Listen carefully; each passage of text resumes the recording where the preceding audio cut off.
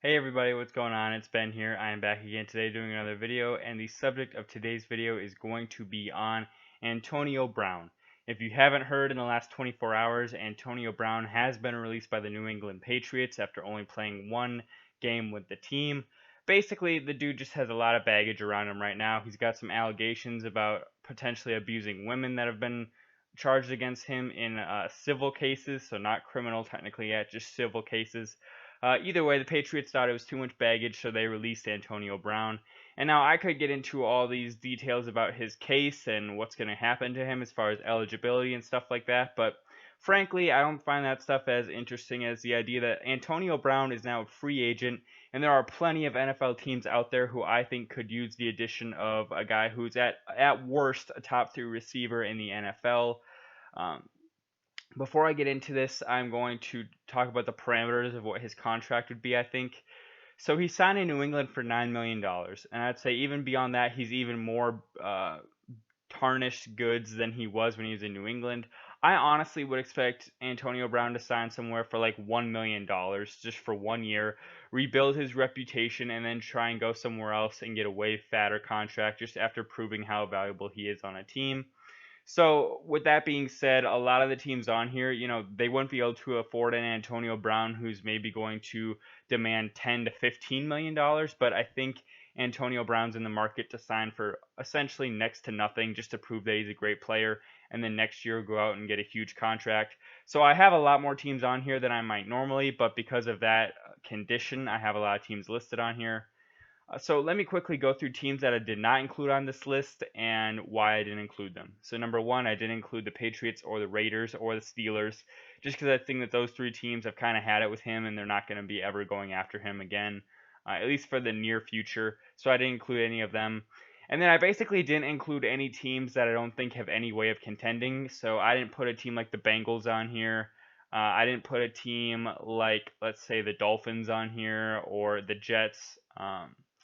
Or the Giants or teams like that. I didn't include those teams that basically have no shot of being a contender. But besides that, I basically put a lot of the other teams out there that could possibly contend on this list. So it is pretty lengthy. I think I actually have 14 teams on here. I'll go through each one, explain why he'd be a good fit, and you guys can tell me what you think in the comments, I guess, if you agree or disagree with what I have here. So without further ado, let's get into it. The first team that I think Antonio Brown could fit with would be the Chicago Bears. And basically, I'll go through each team, say the team, and say why he would be a good fit. So why he would fit here? They don't have outs at wide receiver. I'm not totally impressed with their lineup. Cordero Patterson, he's more of a special teams guy than an actual receiver. Taylor Gabriel, he's much more of a slot guy and not really a pure number two receiver. And Allen Robinson right now is their wide receiver number one, and I think he fits much better in a system as a second option. And so for those reasons, I think Antonio Brown fits in well, and they are a team that they're okay on offense, but he would make them pop a lot more than they do right now. And a guy who could come in and right away be your number one offensive option overall between wide receivers, tight ends, and running backs. The second team I have on here is the Minnesota Vikings. They're a team that may seem a little bit more surprising. You're thinking to yourself, well, they have Stephon Diggs, they have Adam Thielen. Why would they need Antonio Brown? Well, I think the way I see it is, besides those two guys, this is a pretty weak receiving core. Your next option is Chad Beebe, and then he's like a guy that last year he was on like the practice squad most of the year, and really right now he's been mostly a special teams guy. They don't really have a solid third option whatsoever at wide receiver. So I think from that perspective, they could use Antonio Brown. And then besides that, Stephon Diggs and Adam Thielen, they are both really good dudes, but I think Stephon Diggs is honestly like primed to be a slot receiver, and even Adam Thielen, he's like better as a slot receiver than as like a outside the numbers kind of guy. He's much more of an inside the numbers kind of guy, and neither of those guys are the kind of receiver who you can just throw the ball up to and they can just go up and get it for you. They don't have like a ton of physicality like an Antonio Brown does. He's a much bigger receiver. Stephon Diggs is super fast, but again, neither dude between him or Thielen is a guy that you can just throw the ball up to like a jump ball and they can just go up and get it, which is what Antonio Brown can be. And Antonio Brown would really be the outside the numbers receiving option that the Vikings currently lack. So that's why I think he could go to Minnesota and be impactful. Next team I have on here is the Green Bay Packers, who stand at 2-0 and look to be a contender this year. A similar thing, kind of, it's going to be a similar trend for a lot of these teams, but for Green Bay, you've got Devontae Adams on the outside and you've got Jimmy Graham, but I really don't trust anybody else as far as their potential receivers or tight ends.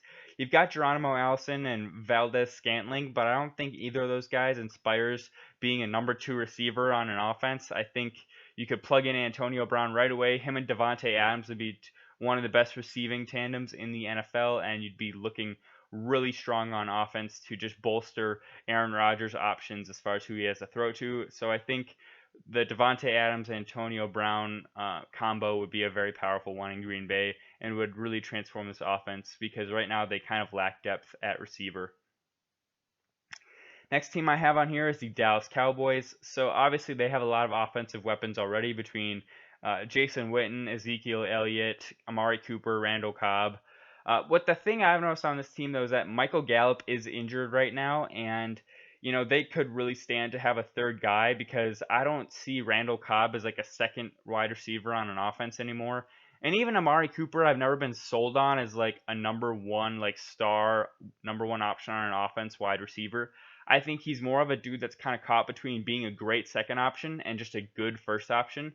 But if you introduce Antonio Brown to this offense, then you have immediate depth at wide receiver, because Amari goes to your second option, Randall Cobb to your third, which is I think where he's best at, just as more of a third option slot receiver rather than a second option wide outside the numbers receiver. Michael Gallup is probably the best fourth option wide receiver in football if you bring Antonio Brown in. And then to top it off, you got your special teams kind of guy or an occasional backup wide receiver in Tavon Austin, who you can plug in to play as well. But again, Antonio Brown would definitely transform this offense. Next team I've got on here is the Philadelphia Eagles. Again, you might be saying they've got a lot of good wide receivers and offensive options. Why do they need him? So at tight end, they have Zach Ertz, who's one of the best in the NFL. They definitely don't need any help there. And at wide receiver, they have Deshaun Jackson, Alshon Jeffrey, and Nelson Agholor. The thing that I think that they could use Antonio Brown for is that now Alshon Jeffrey's a little bit beat up, I've been hearing, and so he might not even play this next week. He's kind of questionable. He was questionable last week as well. I think he could definitely bolster the wide receiving core if Alshon Jeffrey's not going to be 100% this year. He definitely is that big wide receiver that is basically just a better version of Alshon Jeffrey, so I think the Eagles could definitely use him. And honestly, I think that their running backs are not as strong as they look on paper. You've got a committee of Jordan Howard, Corey Coleman, and Darren Sproles. And collectively, they look pretty good. Individually, none of those guys really impressed me at this stage of their career, though.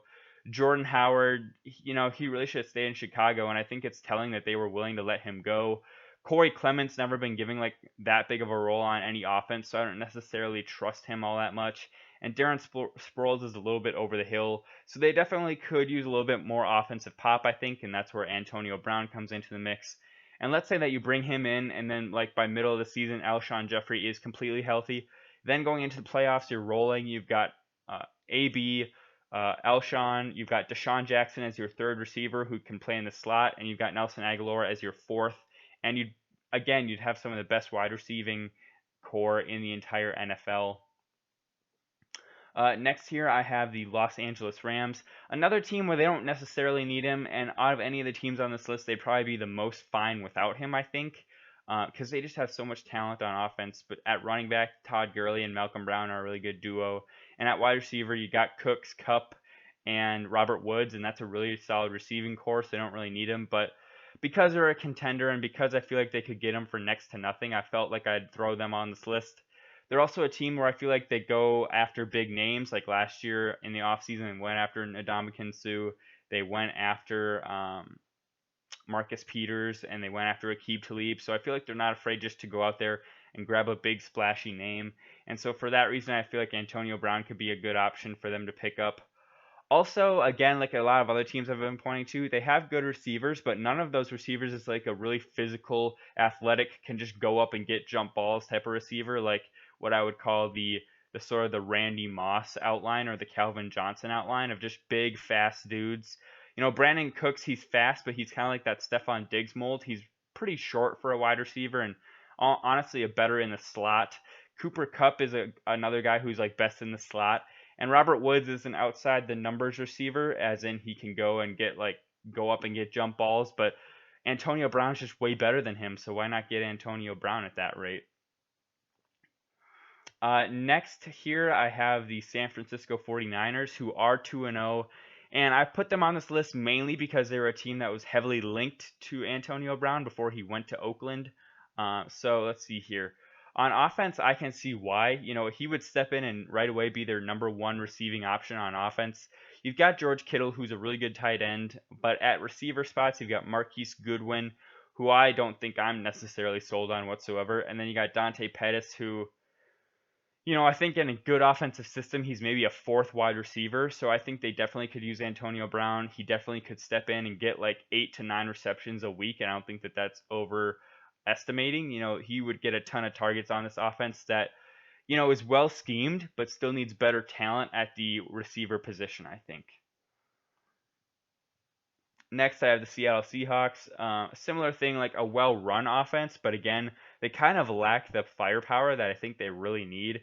At tight end, they have next to nothing going on, and so they need some help there. But like in essence, that just puts more pressure on their wide receivers, which right now is basically coming down to the only guys I would trust on this offense are Tyler Lockett and DK Metcalf, and Jaron Brown to a much lesser extent. But Tyler Lockett's really not a number one receiver in this league, and I don't think DK Metcalf is mature enough to be that either yet. But Antonio Brown would open doors for Russell Wilson. Russell Wilson's never really had that kind of a receiver. It's just like, wow, that dude is amazing. I think for a little while, maybe like one season or maybe even less, but I think at least for 1 year, he had Sidney Rice, who is well past his prime. And then he had Percy Harvin for a few years, but Percy Harvin was even past his prime as a receiver. And then the Doug Baldwin thing, like Doug Baldwin was good, but I think even in a really good offense, Doug Baldwin isn't a number one option. So he's never really had like that number one prime time receiving option, and I think Antonio Brown would definitely be that, and he would be a really solid addition for a team that I think is like a fringe playoff team and really needs that push to put them over the hump to really solidify them as a threat, and I think Antonio Brown could bring that. The last team in the NFC I have here is the Atlanta Falcons. Probably another one of the offenses like the Rams that really does not need him, but I think it's just so fun to think about an offense that features Julio Jones lining up on one side and Antonio Brown on the other. And I don't mean to be overly confident or anything, but I think that Matt Ryan could win another MVP if you add Antonio Brown to this offense.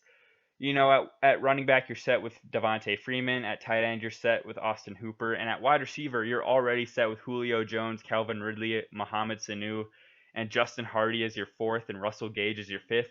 But you add in Julio Jones, and you have an offense where Calvin Ridley is your fourth best wide receiver. And let me tell you something, that beyond any of the other receiving cores that I've talked about so far, you add Antonio Brown to this team, and this is far and away the best offense in the NFL, hands down. I think it just would be fantastic. You'd basically have the two best wide receivers in football with other dudes in Sanu and Calvin Ridley who aren't far off of being like, are definitely starter quality on other teams in the NFL. They're nothing to like shake your head at. So this wide receiver core would be easily the best one in the NFL if you add Antonio Brown. Going over to the AFC, the first team I have here is the Texans. Another situation similar to the one I'm just talking about, but if you add Antonio Brown, you're looking at a team where you've got DeAndre Hopkins and Antonio Brown on offense, and then you've got Will Fuller and Kenny Stills as your third and fourth options. Much like the Falcons, you would have basically the best wide receiving core in football easily with Antonio Brown on this team. Deshaun Watson, life is going to be made easier when you have these wide receivers that are so gifted at playmaking. Life is just going to get easier for Deshaun, and I think that's what this Texans team needs right now. They hang their hat on their defense, but you add AB, and this offense is equally strong, I'd say. I don't know what else to say. You have basically in the NFL right now, I feel like you've got like what would be called sort of like a four-way tie for the best receiver in football. You've got like AB, Julio, Odell, and DeAndre Hopkins. And I feel like no matter who you talk to, all four of those guys are in the mix somewhere, and all four somebody has each of those four guys as their like best in football. So I think from that perspective, if you can add AB, you could argue you have the first and second best receivers in football, and this offense would just become much more dynamic. Next, I have the last team where you could make this pairing of the best wide receiver tandem in football, which is the Cleveland Browns. And this is another very gifted offense between Baker Mayfield, running backs. You have Nick Chubb, and eventually Kareem Hunt will be coming back. Tight end, they just had Njoku go down for a while, so I think that they could use another receiving option, and that's where AB comes into play. You'd have an offense where Jarvis Landry would be your third option after Odell and Antonio Brown, and let me tell you, Jarvis Landry would be one of maybe like the best number 3 wide receiver on any team in recent NFL history. But yeah, it would be fantastic for Baker to be able to get Odell, Jarvis, and AB all on one team. This probably would be the most toxic of any combination, in that I feel like Odell is already a pretty volatile personality. To add AB into that mix and Baker Mayfield, it would be kind of wild, but it would be hyper entertaining at the same time. Next on here, I think I have one of the teams that could genuinely use him the most, and that is the Baltimore Ravens. So on offense, you've got Lamar Jackson, a young QB who's trying to learn and trying to grow, and you're pretty set at running back between Ingram and Gus Edwards. And tight end, you're pretty set as well between Mark Andrews and Nick Boyle. But wide receiver, they've got some decent dudes, but no one to me who sticks out and I can say, wow, I feel very confident about this player. Marquise Hollywood Brown, a good receiver, but again, a rookie. I don't know how he's going to hold up over a full 16 game stretch. But again, we've seen good signs so far, and I like him. Besides that, Chris Moore, Seth Roberts, Willie Snead, all dudes who I feel like would really fit best as either a third wide receiver or fourth or fifth wide receiver. I'm not super confident with Willie Snead being a second option on offense. And that's where AB comes in. He could be the undisputed number 1 for this team. Marquise Brown, Hollywood Brown, I think fits really well as a second option.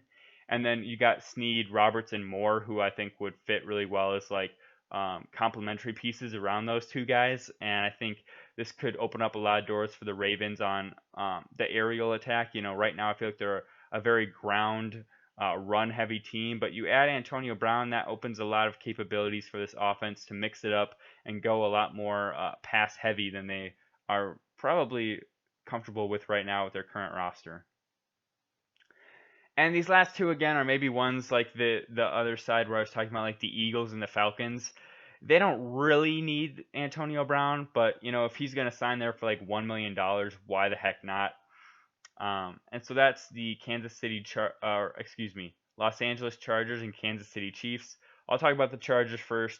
You've already got a really good receiving core between Keenan Allen, Travis Benjamin, Dontrell Inman, and Mike Williams.